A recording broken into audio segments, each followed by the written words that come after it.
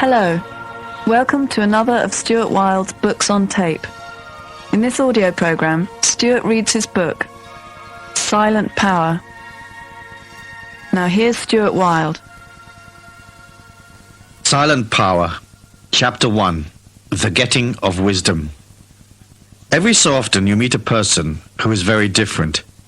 You can't put your finger on what it is that attracts you to this individual, but he or she exudes a mystery and strength, radiating a silent power that is strange and beguiling.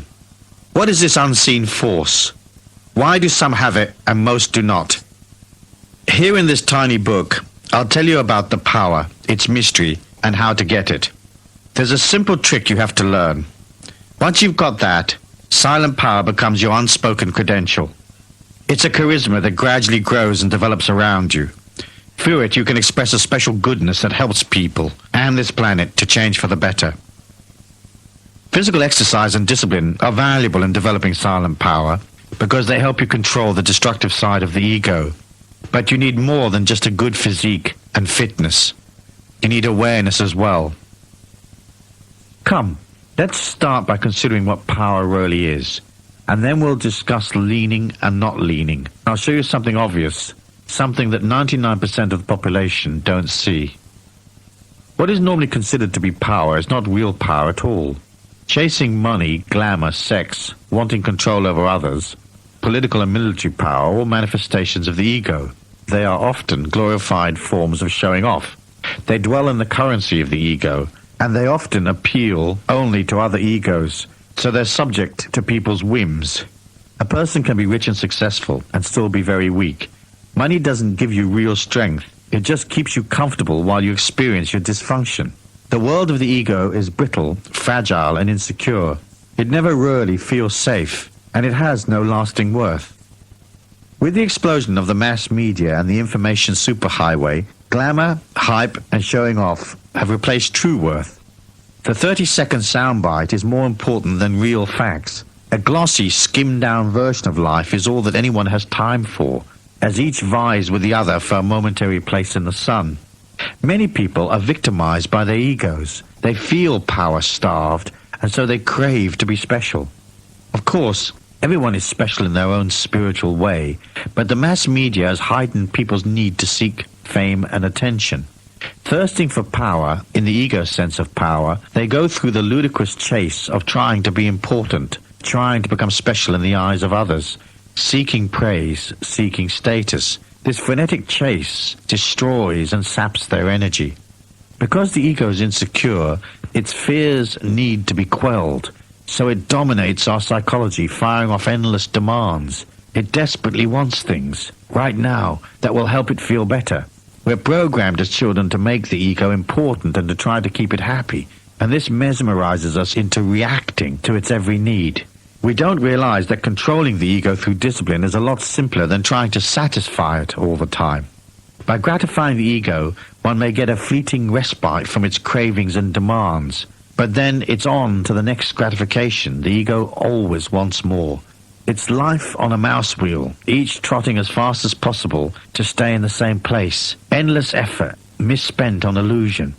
You can see why people are programmed into it. They are psychologically immature. It's all a bit sad. Trying to be someone comes from an insecurity which stems from the ego's need for observers and admirers. It needs acknowledgement and stimulation to feel solid.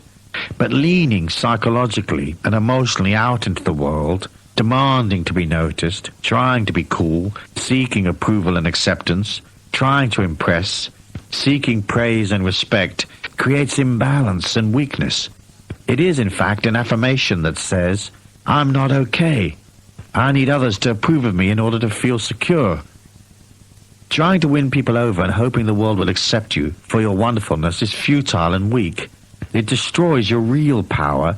The stress of it can make you ill. Even if you get what you want, it rarely lasts. Today's success becomes tomorrow's rejection. Leaning psychologically is a fault. It undermines what you are. Gradually you become the manifestation of other people's reality, subject, of course, to all their fickle whims, moods, and power trips. By accommodating the ego in this way, you drift from the real spiritual you that dwells within, which is contained and solid, to a fake you that is brittle, self-indulgent and powerless. You can tell people how marvelous you are, and 100 others can sing your praises and pump your worth, but all that is PR and hype.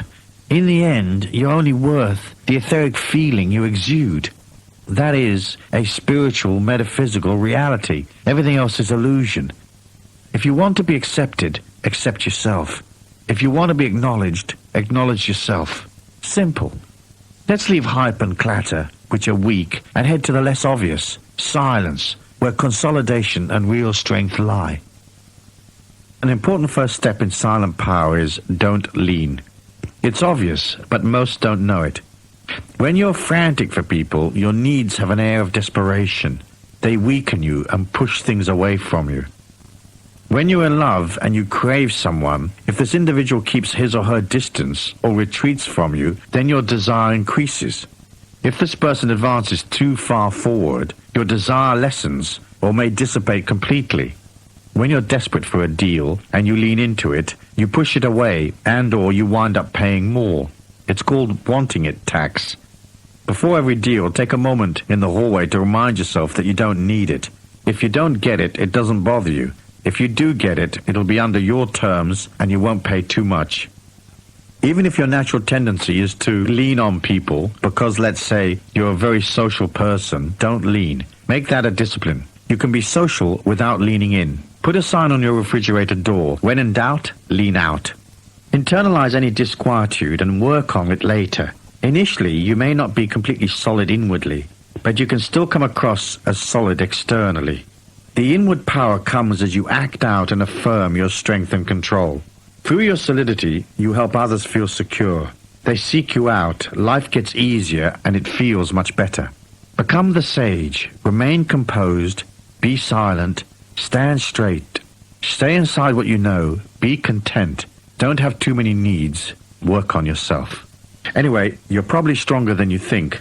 Many of the people you meet may initially seem solid, but they soon expose themselves, and you can see that they are in fact victims of their egos. They will constantly seek to etherically borrow energy, sucking on any life force they can find. They will have houseplants that die, and pets that get sick a lot.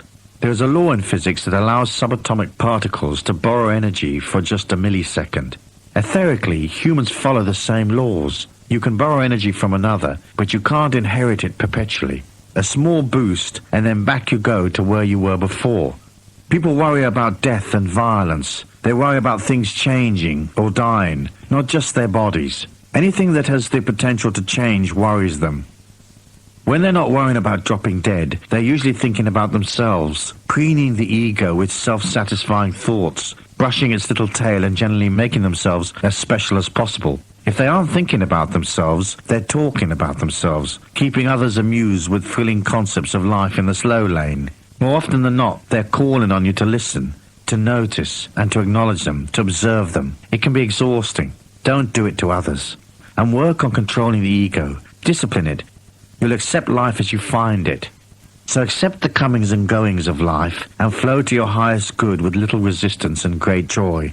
The more you control your emotions and the reactions of your personality, the more consolidated and powerful your etheric becomes. Remember, silent power is a strength you quietly express, not one you wield. It's born from the seeds of self-control. To be content with what one has is to be rich. Part of learning not to lean is to get control of your dialogue. Most people talk too much, and what they do say is often just noise or irrelevant gibberish designed to keep themselves entertained. One of the keys to silent power is to control your need to talk. The rules of this consolidation are as follows. Make it a discipline not to discuss your personal details with others. Develop mystery, silence, and a secrecy about your life. Don't allow people to know your deep innermost self. Sure, you may have a friend you want to discuss things with from time to time, but generally speaking, don't talk about yourself. If you have to, do so only in general terms and only when people ask you. Of course, sometimes the situation may require you to talk about yourself. For example, in an office situation where you have to describe your abilities. But for the most part, keep quiet. If you have to give instructions or if you need to share your feelings when setting a personal boundary with another person, perhaps, choose your words carefully. A powerful person doesn't waste words, doesn't waffle and drift, but instead thinks through what he and she wants to say and expresses these thoughts succinctly and purposefully. The most powerful way to speak is with brevity. Next, when engaging in dialogue with others, try to remain underneath them psychologically, rather than talking across them or even down to them from above. Let me explain. Talking above people is trying to make them feel inferior, pushing yourself onto them, or attempting to force your ideas upon them. It's dominating the conversation with endless tales of your experiences, hogging the stage. If these people say that they've been to China, and you respond by saying you've been there 19 times, you're trying to get above them, and you're being combative. Sages don't need to combat. They're eternal and infinite and a part of everything. In the everything, there is no high or low, so they have no need to compete. They can just be. It's enough. The Tao says, "Those who know do not speak. Those who speak do not know." It goes on to say that once one has achieved self-control, a perception of the infinite self follows, whereupon life is not limited by your talking or by your need to define it, and you in turn are free of its definitions, eternal. Most people who talk out of ego talk to hear themselves. They're not usually interested in what you have to say. While you talk, they're waiting to respond with something bigger and better. So you mention you're taking a vacation, and they mention every vacation they've ever been on. Those people are dreary because they're insecure, and they have to win you over by trying to impress you. Most of what people say doesn't impress you, does it? Mostly it bores you. If the story of their vacation is particularly interesting or amusing, or there's something to learn from it, okay. But generally speaking, when they're telling you about their vacation, they're only pleasing themselves by trying to combat with you. You're going on a vacation, but they've been on bigger, better, more expensive ones. So be careful with your dialogue and try not to compete with other people. If they talk about their trip to France and you've lived in France for 20 years, don't mention it. Just listen to them. That way you start to develop a style of dialogue that is underneath people. When your ego isn't leaning, pushing, shoving and pressing upon them, you learn more about people and you can love them and support them. By doing so, you exhibit solidity and strength of character. It also allows others to feel supported by your presence, which grants you a silent charisma, silent power. You don't have to dominate because you don't have to compete, and you don't have to feel more secure. You're perpetually secure. Most people invent things, exaggerate, or they don't know what they're talking about. They rarely have a command of what's being discussed, so they'll parrot something they've read in the paper, or they'll take something they saw on TV and regurgitate it for your benefit. Most have no access to real information, so a lot of their attitudes and the information they do have is second-hand. Stay inside what you know. If you're an expert on something, fine. You can talk about it if people ask, but generally speaking, don't talk gibberish and don't bother trying to impress people. It's very difficult to impress people with words, isn't it? Even though you may have done some incredible things, the very fact that you're telling others will make them react negatively. They will compare themselves to you and either see themselves in a bad light, which may make them angry, or consider themselves better than you, so you haven't impressed them anyway. By talking to impress people, you set up a competition. It's irritating. It has certainly irritated you in the past when you've had to sit for half an hour listening to the story of someone's vacation in France. You can imply power and knowledge by not saying much. At most, offer something such as, "Ah, yes, certainly, I know, I understand." Never forget, you are a genius until you open your mouth. Anyway, you can lead a conversation without saying very much by asking simple questions. So if you want a conversation to go in a certain way, you pull it along by asking the questions that take it in the required direction.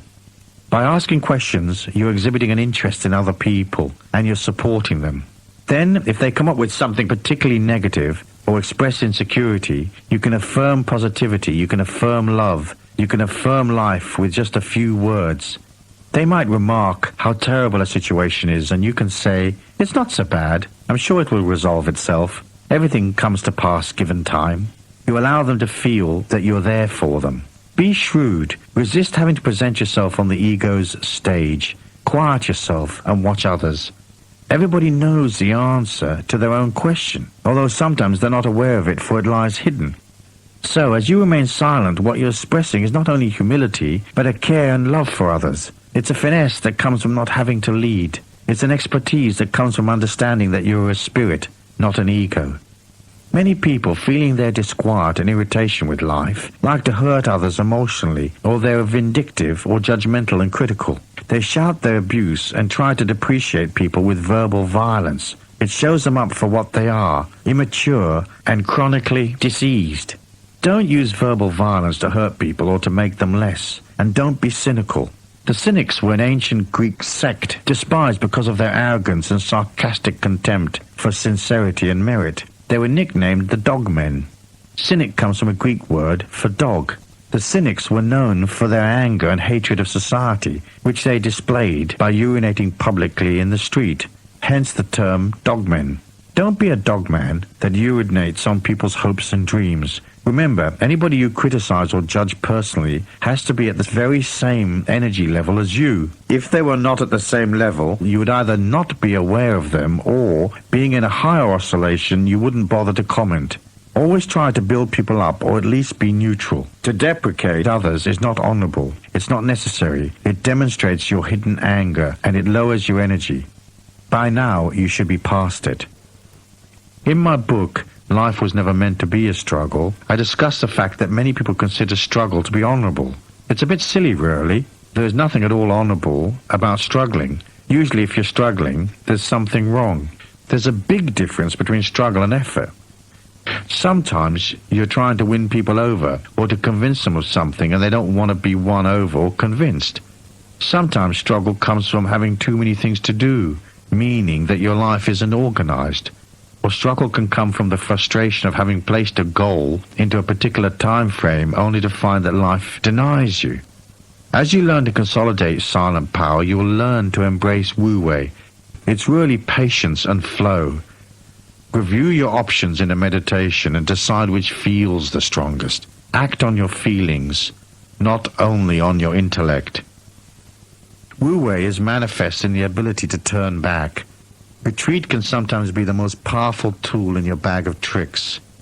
It's the ability to walk away when things aren't right, the ability to leave a relationship if it doesn't work, the ability to say no when people are trying to suck you into actions that are degrading, or when things don't fit into your ideals of spirituality, of proper action, of goodness. When you can say no, you are free. When you have to have the job, or you're obliged by need to act in a certain way, when you have to win somebody's friendship, when you have to have $5,000 by next Thursday, you're not free, you're in prison. So wu-wei is accepting life and not forcing it. It's being aware of the ebb and flow of the seasons, aware of the spirituality of all things, aware that in the great abundance of the God force, there is no time. Wu-wei is being content with what you are, with who you are, and what you have now. It's knowing that abundance and experiences and relationships of real worth come only when and if you're settled. When you're balanced, the universe provides. More will always be there. Wu-wei is the act of not pushing, not forcing. When life doesn't want to dance to your tune, start by asking yourself these questions. Am I in the right place? Am I too early or too late? Am I going too fast? Do I need more patience? Do I need time to consolidate, to create an energy within myself that is compatible with my goal? Am I trying for something that is too far in the distance? Do I need to set a goal closer to where I am now? Ask yourself, is what I want appropriate? Does my plan infringe on other people? Does it require them to be something they don't want to be, to do things they don't want to do? If I'm involving other people, what's in it for them? Maybe the resistance comes from the fact that you've forgotten to include them. Make sure they're happy. Is what I want self-indulgent? Will it assist me in growing and becoming a better person, in achieving a more fulfilling life? Or am I just indulging myself? Remember, many of the things you want are in fact dead weights, prisons you create for yourself. More often than not, material things weigh you down because you have to look after them and worry about them. Sometimes the deeper spiritual part of you, the infinite self within, protects you from disaster. You'll head off trying to achieve something that the inner spiritual you, the deeper subconscious self, doesn't actually want. So it'll make sure you arrive too late, or the person you seek will not be there, or the check bounces, and things generally don't work. If things really are not working and they turn out to be a mess, you have to think, hey, is this because of something deep inside of me? Do I really want what I think I want? Perhaps it won't mean much to me when I get it. I'm sure you've had the experience of going for something and getting it and then realizing that the prize wasn't worth the energy you expended. It was a disappointment. So be careful that you don't hurtle off up some path just to prove what a hotshot you are, without thinking through your actions, whether they actually do anything for you. The other question to ask yourself is, are my actions powerful and appropriate? A few small, powerful actions are worth 100 hours of diddling about. There is a school of thought that says, when faced with an obstacle, whack your head against it until the thing breaks. Then move to the next obstacle and whack it with whatever part of your skull still remains. I'm not keen on that idea. It seems to lack finesse. When you're faced with an obstacle, step back and take a long, hard look at what it is telling you. More often than not, you can adapt and walk around it. Sometimes you have to wait. Don't whack your head against it. Stop. Get inside your power. Plot how you're going to get around it. No, don't use your head to power yourself forward by whacking it on things. Instead, use it silently to feel out where your strongest path lies. That is silent power. If you had no opinions or preferences, life could not contradict you and you could not experience negative emotion. You might also want to try a talking fast for 24 hours, during which you don't allow yourself to talk. Silence, time on your own, physical exercise, and a light, low-protein, low-volume diet all help in the general raising of your energy. Discipline gives you confidence. Silent power offers you access to many worlds. I can't go through all of them in the scope of this little book, but I can give you a clue and leave you at the crossroads, so to speak. When you're angry, you impress that upon the houseplants and they start to die. When you're fearful, the dog sucks that up via his etheric and gets sick. When you're mean and vindictive, the energy of the room you're in starts to wobble and act chaotically. It metaphysically starts to implode. Anyone standing nearby will be robbed of energy and pulled down. Externally, reality shrinks and disappears, for you anyway. That's why car wrecks are common when a person is in a rage. Their perception of external reality is lost. They are momentarily blind. They can't see oncoming cars, and reality whacks them broadside. With perception comes responsibility. Enough said. If you project love for humanity and have little resistance, incoming energy often passes right through you. It has no place to attach. Because of your spiritual perspective and the love you project, your oscillation is not congruent with the lower, depreciating energy of the ego's world. Your best defense is to have little criticism and judgment of others and no rancor, hatred, or animosity. The best defense is to have nothing to defend. The more you're not locked into reality via criticism and definition, the more opaque you become. It's a type of invisibility. You are here and not here, in the evolution and distant from it. Trust in the great goodness to keep you safe. It will. Finally, it should be a part of your daily discipline to silently project love and peace to all whom you meet. And gradually you will develop a resounding sense of unconditional acceptance. That's the best protection.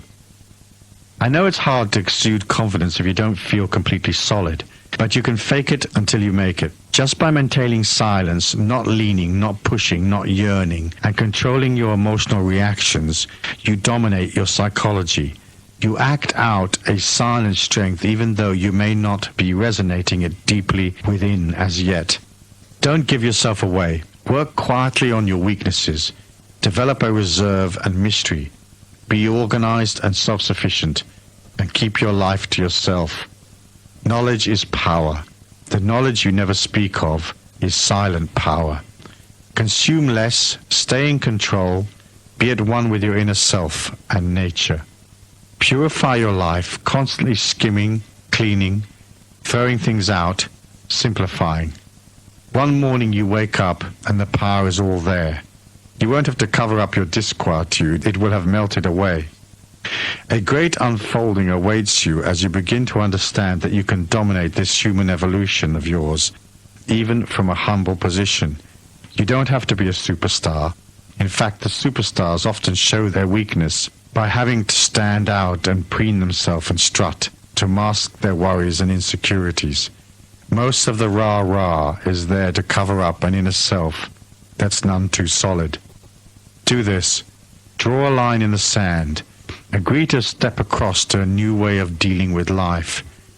Pray to your God and call on your infinite self to help you make the changes you need. Meditate each day. Fast for a day or two. Also pick 24 hours during which you will maintain complete silence. Read, bathe, rest, purify, walk in the forest, pull energy from the earth, become friends with the water. Let the spirit of air blow away any confusion and ask it to grant you a vision of the future. Let it show you how the God force can warm your heart and how it will empower your detachment so you can consolidate your serenity and your poise. Remember, there was a time eons ago when our people had perception, before it was lost in clutter, insecurity, and self-delusion. Step now to an alternative evolution, beyond hesitancy and fear, beyond the common emotions. Step now to that pristine place within. No matter if you can't see it as yet, believe and walk in. It will welcome you, I assure you, and it will teach you in the years to come. There is much there for you to learn, strange aspects of this incredible journey that few really understand. Much wisdom and many things await.